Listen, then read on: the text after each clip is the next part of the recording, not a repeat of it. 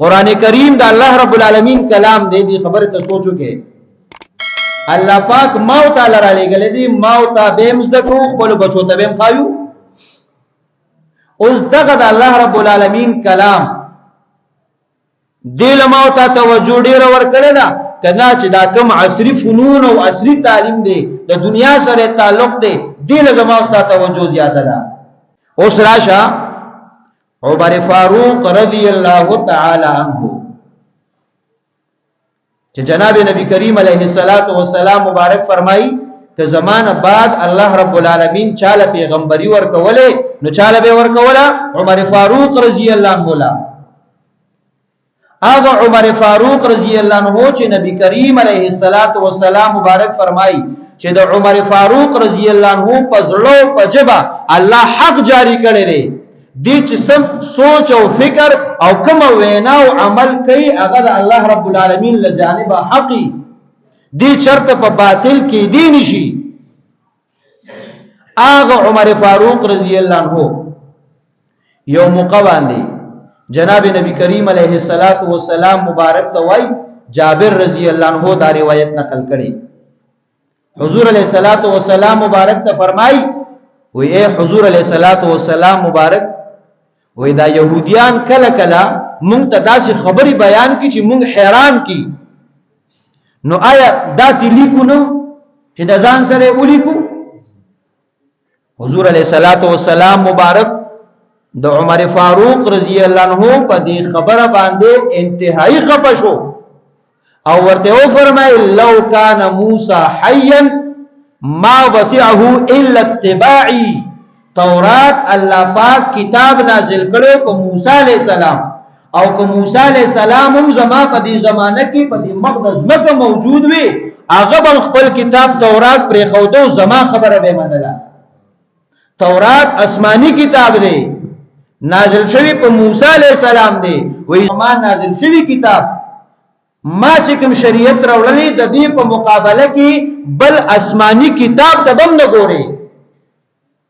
چې توای ز تورات لیکم. او بعض روایتو کې راغلي عمر فاروق رضی الله عنه د تورات پاڼې راغستې وي. حضور علیه الصلاۃ والسلام مبارک چې کله په نظر ولګید عمر فاروق رضی الله عنه اغل لستوي وې د حضور علیه الصلاۃ والسلام مبارک چهره مبارکه د غسین سم سره شو. ابو بکر صدیق رضی الله عنه عمر فاروق رضی الله عنه له تنبیه ورکړه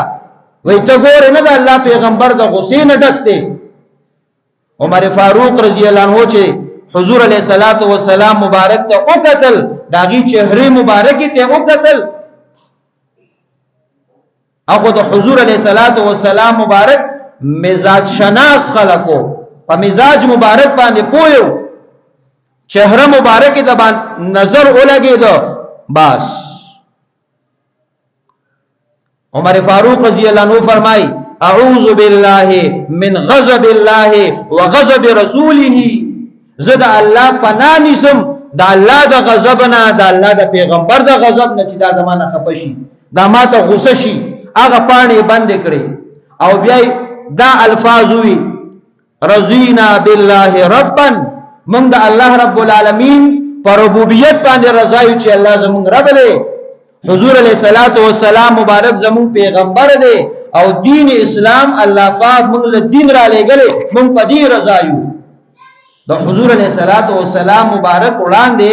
د خپل د معذرت پیش کولو او د الله د پیغمبر د رضا کولو هغه الفاظ شروع کړل. حضور علیہ الصلوۃ والسلام مبارک ورته فرمایل چې موسی علیہ الصلوۃ والسلام موجود وي موسی علیہ السلام هغه هم زما د شریعت او زما د کتاب اتباع کوله او تا تورات راغسته زما په موجودوالي کې د تورات پاڼې قتل. نګورا قران کریم الله رب العالمین کتاب را لګلې دی چې قران موجود دی دین اسلام او شریعت موجود دی د تورات لیکل یا د هغه پاڼې لوستلو باندې حضور علیه الصلاۃ والسلام مبارک خپش وستا توجه د دې شریعت او د قران نه الته ولې اوړي حالان کې دوه آسمانی کتابونه او تورات اگر چې په دغه زمانه کې پای کې تحریف شوی سبا کې د الله رب العالمین فرامین باقیو اکثر حصہ د هغه تحریف شوه خو نسبت د پیغمبر سره نو چې کله دغه آسمانی کتاب داغه توجه د الله پیغمبر برداشت نکړه چې د قران نه په توجه اوړي نو چې دا موت وایو دا چې مون قران پرې خې اوس می تاسو ته می لګه توجه کې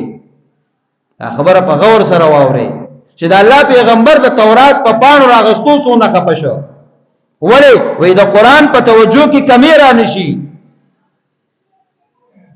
نو چې بیا موت او قران مکمل پریدو او صرف دغه عصری فنون زده کول شروع کو نو موږ نه وسونه خوشاله موږ د وسونه په غصه باندې ځکه کو الله رب العالمین قران کریم کې فرمایي چې په ورځ د قیامت د حشر په میدان کې با حضور علیہ الصلوۃ والسلام مبارک ولالی او سبوي وقال الرسول یا رب ان قوم اتخذوا هذا القران مهجورا پیغمبر به وی زماره بدا هغه قوم دی زما هغه قوم دی چې دا قران پرې خو د اشاعه غرزولې دا الفاظ بچا بارکه وی صحابه بارکه نه تابعین بارکه نه تبع تابعین بارکه نه سوال نه پیدا کیږي دا زما او صاحب بارکه به وی چې قران غرزولې او قران پرې خو دا هغه خلق دی ځکه صحابه کرام او تابعین او تبع تابعین او هغه بزرگان کو په قران مجید او په احادیث د رسول الله صلی الله علیه وسلم مبارک قربانی دل